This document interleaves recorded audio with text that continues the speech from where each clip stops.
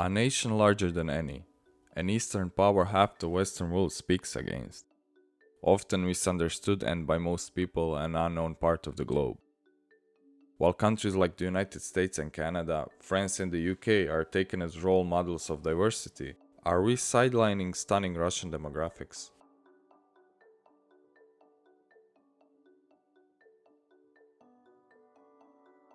Same as the US and Canada, Russia was just a fraction of today's size.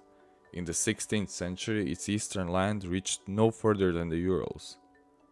Kingdoms of the European continent were reaching the New World, discovering new resources and enriching their coffers. How did Russia rival them in that new era? Russian Tsars ordered the frontier to be expanded into the hardened wilderness of North Asia. The Mongols and their hordes weren't as powerful as before, and it was a chance to reach the Far East.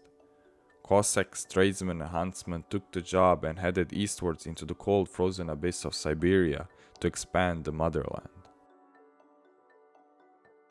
Russia's diversity is often overlooked by mainstream media. Nevertheless, it cannot be ignored. Russians are, as expected, the largest group in the country and most known. There's more than 110 million of them, around 80% of the population. While other countries have a few minorities that together make the rest, Russia's 20% is as diverse as it can get. But before we explore more, let's talk about the United States.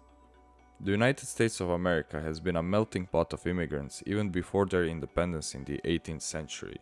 Predominantly white then and now, the US is still a European descendant.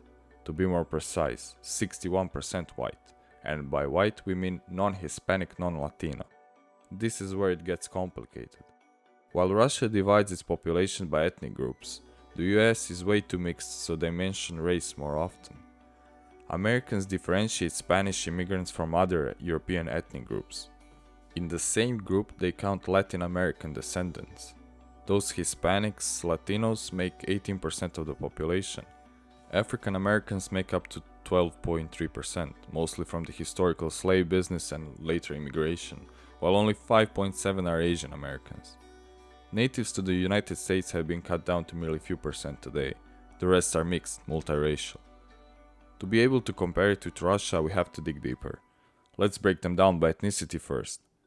American ethnic maps are quite complicated due to constant mixing, so we'll try to group them by the information we found. Even though German Americans are first, the United States has all ethnicities from Europe and the world. Due to historical reasons, ethnicities of African Americans are hard to discover. How does it compare to the Russian Federation? An important note is that the US does not have an official language, even though the English language is de facto official. Russia has plenty. For example, in the Russian Republic of Dagestan, there are 14 official languages. Over 20 of Russia's 131 endangered languages, as identified by UNESCO, can be found in Dagestan. Russian is the only federal official language, while there are 35 official languages in its constituencies. There are many more recognized languages, including endangered ones. In the US, only 72% speak English at home. More than 41 million people speak Spanish in their home. A number of other languages are spoken in American homes by millions of people. Russia also has subjects similar to American states and territories, except it's not as simple.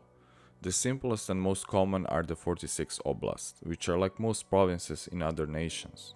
22 republics that are autonomous with their constitution, language and legislature. Those are Adygea, Altai, Bashkortostan, Buryatia, Chechnya, Chuvashia, Crimea, Dagestan, Ingushetia, Kabardino-Balkaria, Kalmykia, Karachay-Cherkessia, Karelia, Khakassia, Komi, Mariel, Mordovia, Severnaya Ossetia, Alania, Tatarstan, Yakutia, Tuva, and Udmurtia. Each of them has a notable non-Russian ethnic group. It has 9 krais, which are mostly sparsely populated regions or ex-frontiers. 4 autonomous okrugs that have culturally distinct ethnic groups, 3 federal cities, Moscow, St. Petersburg and Sevastopol from 2014 when Crimea was annexed. and one autonomous oblast, that is the Jewish Autonomous Oblast. It is one of two official jurisdictions in the world, the other being Israel. It used to have more than 50,000 Jews. A federation of 146 million people, half as much as the US, has many different ethnicities, though it does not base them on race. Russia is of course predominantly Russian, as we said, around 80%. According to the 2010 national census, multi-million minority groups include Tatars, Ukrainians, Bashkirs, Chuvash, Chechens, Armenians, with smaller groups being Avars, Moldovans, and many more.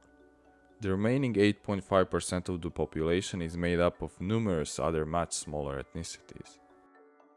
While the total population in Russia is around 142 million people, only 137 gave an answer to their ethnic origin in the census, and so the population sizes produced are calculated from the latter figure. There are supposedly 193 ethnic groups within Russia.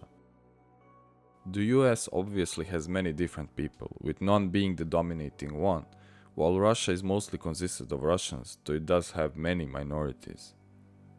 Religion in the Russian Federation had been to a certain extent suppressed by the communists in the 20th century. Non-religious people make up to 32%, even 30 years after the fall of the Soviet Union. Around 53% of the population follows the Russian Orthodox Church. There are 8% Muslims. The rest are other Christians, Jews, and others. In the US, though, there are less than 1% of Muslims, with a bit more Mormons and Jews. Around 23% Catholics and 48% Protestants and the rest of the Christians. Even though Americans were not under a communist government, 20% of the population does not adhere to any religion. The conclusion we can come to is that the US federal state system is a bit simpler than the subjects of Kremlin, though the US does have many Native American reservations. The US is truly a melting pot of all nations, but even Russia has plenty of ethnic groups which keep to their culture, including religion. We often think of one of these countries in some stereotypical way, but the truth is they're both quite diverse and hold many cultures and traditions within their borders.